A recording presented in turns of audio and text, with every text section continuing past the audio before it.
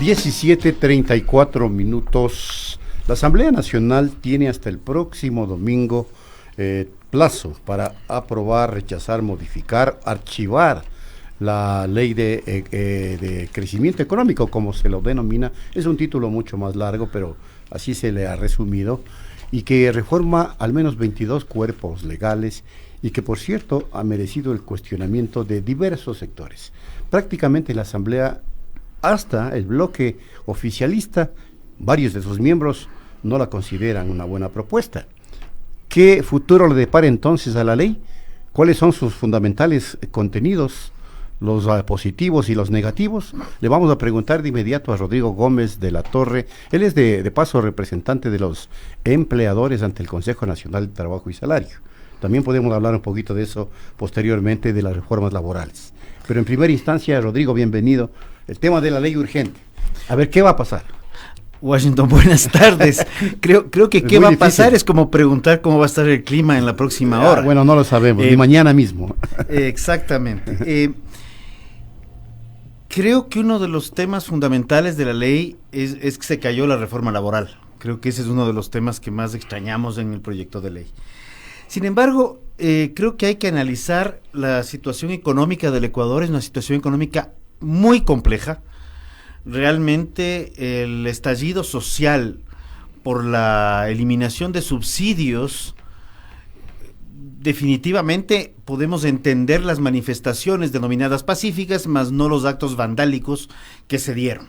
De parte y parte. De parte y parte. Sí, creo que hay que ser objetivos. Y aquí sí tengo una observación, o sea, hay que ver. La CIDH también se preocupa de cuáles son los temas de gobierno hacia sociedad civil, pero no se preocupa de todas las pérdidas que recibió el país, porque del octubre negro lo único que tenemos claro es que el país perdió, y el país perdió en algo así como 1.800 millones de dólares por esta quincenita de... Pero no le denomine octubre negro, porque le van a decir octubre racista. Negro. Oscuro, póngale. Octubre negro. Le van a decir ahí racista. Sí me voy. Es que le van a decir racista. No, yo creo que cuando hablamos de octubre negro es porque vemos un octubre que no tuvo luces. Tuvo un octubre en el cual el 100% del Ecuador perdió. Un octubre en el cual todo tipo de actividades perdieron, el grande, el mediano, el pequeño, el resquebrajamiento social, la conflictividad política, todos los problemas salieron a flor de piel y la situación se pone muy Pero fea. ¿por qué somos reactivos, Rodrigo, antes de pasar al contenido? Antes de tomar la medida era que se reúne el presidente a dialogar para evitar hacer el papel que hizo. Primero reprimir, confrontar, recibir semejantes daños para la economía ecuatoriana. Primero dialogue para tomar la medida. Cuando yo veo daños, veo daños por todo lado. El problema es que eso. Y cuando veo, por ejemplo, hablamos de que ha habido ataques, pero también conversaba justamente hace unos días con una dirigente de Pachacuti que le decía, hemos visto el secuestro de los policías en Calderón, hemos visto el secuestro de policías en el Ágora de la Casa de la Cultura, aquí abajito hemos visto el incendio a la Contraloría General del Estado. O sea, el tema de Teleamazonas, no creo que tiene mucho sentido la agresión al periodismo, porque no fue contra uno, fueron contra todos. O sea, ahí sí cayó, pero regresemos un poco al proyecto de ley. Bueno, vamos al proyecto de ley. Creo que el proyecto de ley plantea algunos cambios estructurales, hay cosas que nos gustan, otras que no nos gustan, pero creo que hay que entender que más allá de lo que diga este proyecto de ley o uno que pueda aparecer mañana, el Ecuador tiene un sinnúmero de distorsiones en la economía, uno de los cuales, nos guste o no nos guste, son los subsidios. Porque hay un tema, y en estos micrófonos hace algún tiempo atrás yo les decía, el subsidio es una ayuda que el gobierno da a un determinado sector. Y por eso es que los subsidios, en concepto, son focalizados y temporales. Porque cuando los subsidios dejan de ser focalizados y temporales y pasan a ser generales y permanentes, el subsidio se convierte en un gasto permanente del Estado. Y al ser un gasto permanente del Estado, el gobierno, lo que hace es crear impuestos para sostener subsidios. Entonces, quienes se quejaron de los subsidios, sin que haya un estudio pleno también de cuál es el impacto real en cada uno de los estamentos de la economía. También hay que reconocer de lado y lado. Por eso. Pero cuando vemos que hay 1.400 millones de dólares que salen del bolsillo, entre comillas, bolsillo del Estado ecuatoriano, para sostener estos subsidios, tenemos que preguntarnos de dónde está saliendo esa plata. Porque esa plata termina saliendo, directa o indirectamente, de los impuestos que pagamos los ecuatorianos. Entonces, subimos impuestos, sostenemos subsidios. Lo que siempre hemos dicho, hay que eliminar subsidios, pero también bajar los impuestos, para que la lógica del equilibrio se mantenga, sin perjuicio del hecho que tenemos un hueco fiscal de 5.000 millones de dólares, que son valores que hasta dibujarlos no son fáciles de comprender. Pero cuando vemos, y aquí podemos discutir un poco, de que hay que bajar el tamaño del Estado. Cuando en casa nos quedamos sin trabajo, ¿qué hacemos? Bueno, ya estamos quedándonos sin trabajo ahora. Comenzamos a reducir, a ver, el TV Cable, tenemos el mejor plan, pues o le bajamos el plan o lo cortamos. El internet le hagámosle un poquito más lento. Si antes salíamos a comer una vez por semana, pues ahora salgamos una vez cada 15. Vas reduciendo el gasto. Y cuando hablamos del Estado, una de las principales gastos del Estado, acaba de salir el número del presupuesto, 35.000 millones de dólares. No ha bajado en relación al anterior. ¿Cuál es el gasto en sueldos y salarios, incluyendo Instituto Ecuatoriano de Seguridad Social? Son 11.000 millones, porque son 8.900 más 1.200, alrededor de 11.000 millones de dólares. Entonces uno dice, ok, bajemos de la cantidad de gente. Es una opción y va a tener que darse. Y esto va a ser pragmático. Pero también tenemos que ver, ok, ¿qué pasa con los vehículos? ¿Qué pasa con los viajes? ¿Qué pasa con las prebendas? ¿Qué pasa con un sinnúmero de temas que también están vinculados al gasto? Despido de los empleados públicos. Y que se podrá incrementar con ese posible despido, porque no se ha despedido mayormente. Pero por otros lados, estamos viendo, y hay una noticia de prensa de unos días atrás del sector textilero, que decía que hay 12.000 personas menos. No son del Estado. Sí, lo sé. Una parte son empleos, y no solamente plenos, una parte son empleos que salen del sector formal y otra parte son empleos que salen del sector informal. Entonces vemos que la economía sigue contrayéndose cada vez más. Entonces, ¿qué vamos a hacer para la contracción? ¿Meterle más impuestos? No creo que sea el camino. Planteando el gobierno en su proyecto. Creo que, y por eso comencé diciendo, no creo que las cosas del proyecto nos van a gustar a todas. Tenemos que ver también el otro lado. ¿Qué pasa con hay un tema que en lo personal y como sector agropecuario lo hemos debatido durante mucho tiempo, esta posibilidad del impuesto único. Esta es la modificación al artículo 27 de la ley, en el cual plantea que el sector agropecuario pague un impuesto del 1% sobre ventas. Hay muchos analistas que han cuestionado el impuesto sobre ventas. Sin embargo, yo los invito a reflexionar desde el otro lado.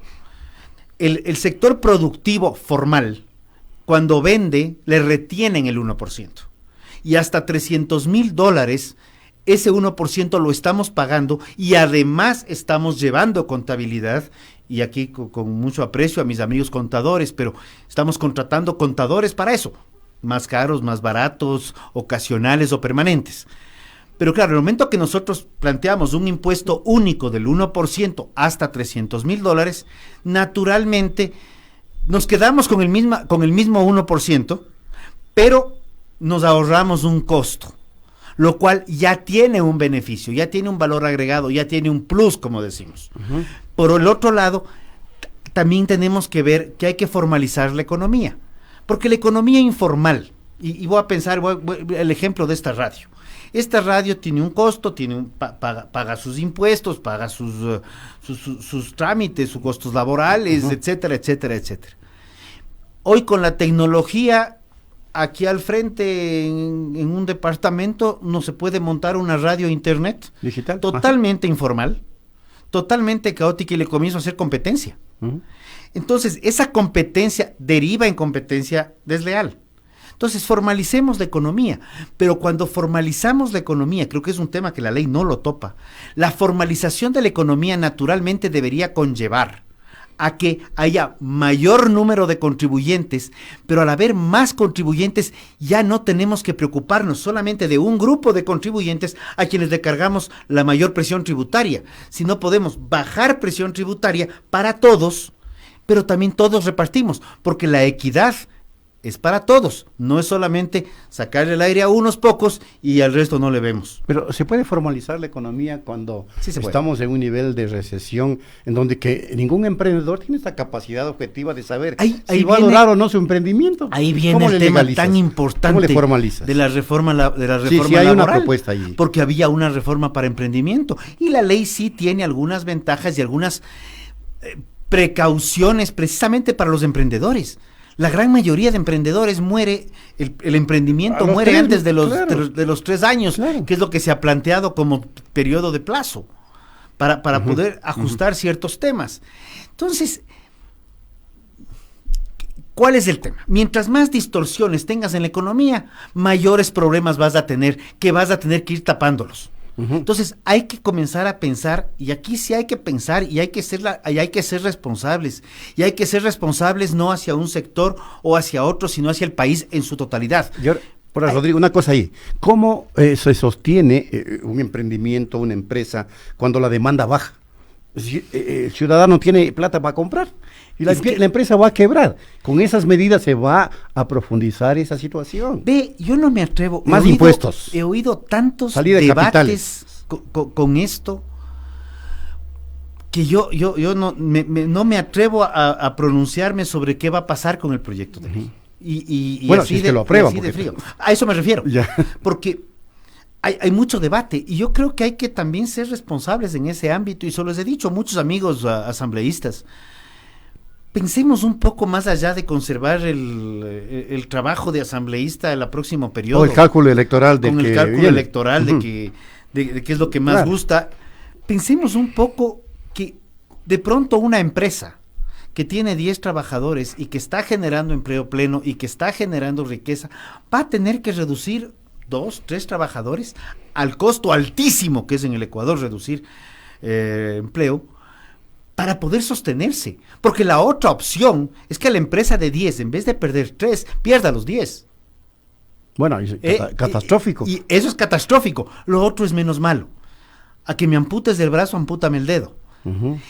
Y mientras más distorsiones tengamos en la economía, y el Estado va a tener que hacer su parte, porque en ninguna parte del proyecto de ley vemos donde el Estado reduce su tamaño.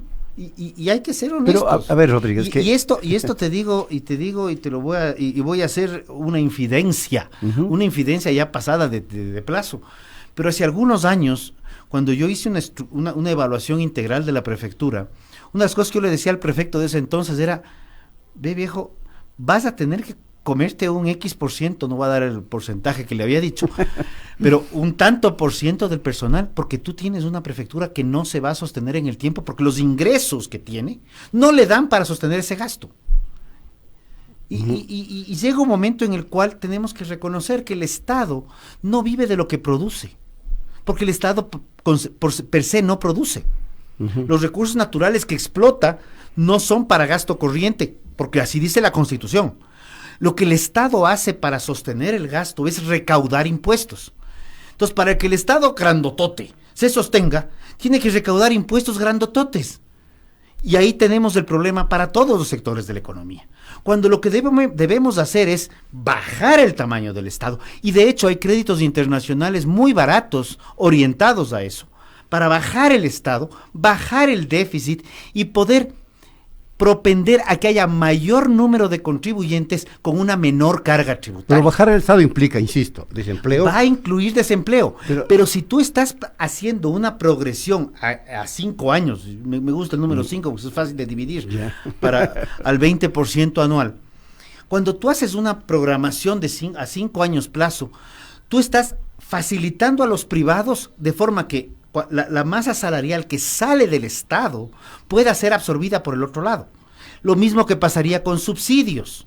Pensemos en taxismo o en buses tanto urbanos como interprovinciales. Solamente quedemos en transporte de pasajeros. 5 años. Vamos a decir que la gasolina y el diésel para el transporte se va a incrementar en un 20% anual. Y el pasaje se va a compensar en esa misma porción.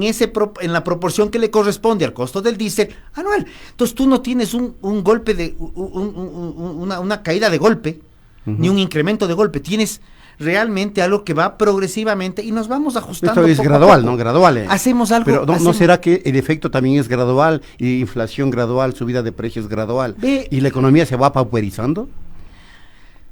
La realidad es esta, que mientras sostengamos un Estado extremadamente obeso, vas a tener prebendas en el número de miles de trabajadores. Pero cuando un Estado deja de invertir, también la economía... ¿Pero de dónde invierte el Estado? Es que ahí viene el tema. ¿De dónde viene la plata del Estado? Viene de los contribuyentes. Entonces, al contribuyente le quitas la plata para que el Estado dice que invierta y le dé una... Le dinamiza la economía, porque da contratos a la empresa privada. No necesariamente. Hay empleo para el empleador. Ahí tenemos que analizar el otro rubro, que tiene que ver ya con la limpieza y el tema de corrupción, que también se ha visto en la contratación pública. Entonces, y se ha visto toda la vida eso, ¿no? Se ha visto toda la vida. Ahí veo que hay números que hablan de 30,000, 24,000, 35,000. 70,000 también dijeron. El de 70,000 yo lo cuido con mucho tino. ¿Y por qué? Y no estamos sabiendo la ley, pero no es que no es problema. Falta, pero el de 70,000, el estudio que hace el BID para determinar un perjuicio al Estado por 70,000 millones de dólares, te dice que están distribuidos en 2 áreas. 30,000 que se van por temas de corrupción en efectivo, pero te habla de 40,000 millones que se han ido por ineficiencia, que es otra forma de corrupción. Ya, entonces, ahí hay una corrupción que ya no sé cómo calificarle. Ya no estamos hablando de dólares que se van porque alguien se los llevó. No son dólares que no se aprovechan porque alguien... por ineficiente. Ya. Ahora, vamos al tema ley antes que se nos agote el tiempo. Sí, el tema de la ley tiene varios aspectos. A ver, el día de hoy hemos revisado algunos aspectos, algunos temas. Reducir el ISD es lo más adecuado. El impuesto a la salida de divisas es un impuesto al ingreso de divisas. Y si siguen saliendo más divisas, nos complicamos. La gran mayoría de... Equilibrio. El equilibrio se va a dar cuando dinamices la economía y incentives de exportaciones. Eso es lo que nos está pasando. Lo que tú tienes en este momento es que el impuesto a la salida para que se retira para bienes de capital y materias primas, que representan el 63% de las importaciones totales, son utilizados para producir una buena parte para fomentar exportaciones. Pero ahora lo que dicen es que ese 2.5 que le vamos a bajar ya no es deducible de impuestos. Entonces esa parte no nos gusta mucho, porque le estás cargando otra vez, le estás dejando igualito. Entonces, esta de cal y otra de arena, yo sí quiero ver un poco más. Como digo, no ha terminado el primer debate. Bueno, no tenemos informe. Se les agote el tiempo. No tenemos informe de primer debate para decir, ok, el informe de primer debate marcó esta línea y esta línea de los asambleístas, poder hacer un juicio de valor a dónde puede estar yendo la ley. Entonces, ese sí es un problema, sí, además del plazo. ¿Qué otro tema fundamental? Definitivamente, el proyecto de ley determina claramente que hay un problema fiscal, y por eso es que digo, sí es verdad, el proyecto sí sube impuestos, pero ¿para qué sube impuestos?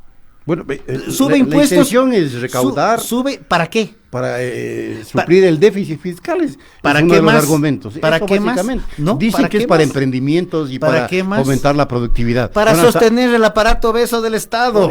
Ese es el problema. Pero dígalo con confianza. Ese es el problema. Estamos sosteniendo el aparato obeso del Estado. Y para sostener un grupo de personas, estamos afectando a una gran masa de la población. Entonces, lo que hay que hacer es, lamentablemente, ir bajando el tamaño del Estado a través del gasto corriente, no solamente personal, también otros gastos inherentes al día a día. Vamos por ahí. Necesitamos definitivamente poder traer capitales frescos al Ecuador. ¿Ya? ¿Con qué confianza, Rodrigo? A eso iba yo. Las leyes no son generadoras de confianza por la ley. Aquí lo que tenemos son ciertas modificaciones que hay que manejarlas continuo, porque lo que el inversionista quiere Si tú quieres emprender en un negocio de otra radio, o quieres un negocio de comida, o quieres, has hecho unos ahorros y quieres montarte una hidroeléctrica, ¿ya? ¿Qué necesitas tú? Que te digan, ok, señor, las reglas del juego son estas, y de aquí a 10 años, 15 años. Eso genera confianza. Esta es la tercera o cuarta reforma, o sea, realmente hacemos muchas reformas, y las reformas estructurales que se requieren todavía no las estamos afrontando. ¿Por qué? Porque son reformas que no necesariamente son agradables. Cuando tú tienes un problema económico en tu casa y tú le dices a tu hijo que ya no le vas a llevar al parque de diversiones todas las semanas, sino va a tener que ser una vez al mes, el guagua te va a hacer berrinche. Y si tienes 4 guaguas y son 2 taitas, los 4 son más que 2 y van a hacer berrinche. Pero si tú les das gusto a los que te hacen berrinche y no les explicas bien la situación, el problema es que vas a tener problemas mucho más graves en el futuro. Entonces, aquí, con mucho respeto a los grupos sociales, a la CONAIE, que lideró la marcha, y nadie puede negar que fue entre los transportistas y la CONAIE lideraron la marcha, y lo vimos en videos y lo evidenciamos. Y se dieron los actos vandálicos que se dieron, y se dice que hubieron infiltrados. A mí me encantaría, así como nosotros tenemos la responsabilidad de poner las denuncias del caso, pues la CONAIE también debería decir, ok, nosotros conocemos a nuestra gente y tenemos estos infiltrados y los judicializamos. Y si es que esos infiltrados los quieren calificar de una línea política o de otra línea política, o de un país o de otro país, pues también que asuman la responsabilidad de haber lanzado la manifestación, movilizado a sus bases, armado lo que se armó. También hay una responsabilidad ahí que no la quieren ver. Y cuando yo me pongo a ver los daños causados al país y veo gente que sale haciendo pecho del que ganamos, ¿quién ganó? Bueno, por favor. Las experiencias latinoamericanas demuestran que ese modelo, el que implementa el régimen, no ha ganado en ningún lado, ni en Argentina, ni en Chile, ni en ningún país. Y entonces, ¿por qué se insiste en lo mismo? Lo latinoamericano yo creo que es muy complicado, porque tú tienes, perdóname, pero tú tienes una lógica estructural, comercial, un tipo de problemas en Colombia. Bueno, y están anunciando paro para el 21 de noviembre. No es lo ideal, ni tampoco Perú. Tienes un tema complejo de una lucha contra la corrupción y varios presidentes presos, más un suicidado en Perú, y están anunciando paro para el 21 de noviembre. Y tienes el Ecuador que si no me hacen caso, yo también chillo otra vez. Bueno, ya van de nuevo, así lo han dicho. Para el 21 de noviembre. Sí, señor. Algo no me cuadra. Ahí es cuando me dicen que no hay una articulación externa, venga de donde venga.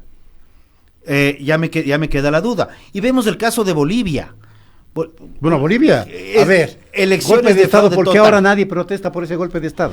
Eso es lo que yo me pregunto cuando nadie la CONAIE, nada. Eso me pregunto yo. Bueno, ya la CONAIE ya rechazó. La CONAIE rechazó el golpe de Estado de Bolivia. Sí. Pero sin embargo estaba propiciando que le retiren el respaldo al presidente. Bueno, dijeron que en otros términos. Nunca Perdón, pero solo el 883. No se cayó porque la CONAIE lo respaldó a Moreno. Pero perdónenme, a quienes por lo menos vimos televisión, y quienes no lo han hecho, por favor, ya voy a publicar el link en mis redes del discurso de que pidiendo a los militares que le quiten el respaldo a Moreno, del mismo Jaime Vargas en el Ágora de la Casa de la Cultura. No me venga que ya se olvidó, pues. Hay un seminario sobre Alzheimer ahorita en el Hilton Colón, que se dé una vueltita, de pronto consigue algún medicamento. No, al César lo que es del César. El sector empresarial debe estar en contra del golpe de Estado en donde sea. Provenga de donde provenga. En donde sea. ¿Qué han dicho sobre el tema golpe de Estado en Bolivia? Al igual que estamos en contra de los fraudes electorales, en donde debe ser así. En donde la OEA, ya se pronunció diciendo hubo fraude electoral en Bolivia. Y acá se pronunció también, acuérdese, en la última elección, y no pasó nada. Y ahí tenemos... ya se acabó.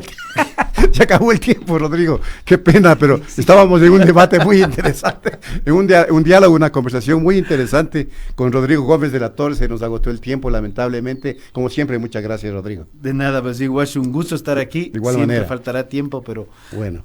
Lo importante es que abordamos la temática. Voluntad.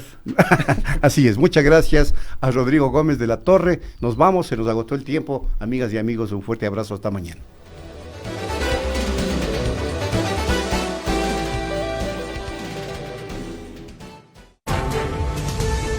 Pichincha Universal presentó Punto Noticias. Lo mejor en noticias.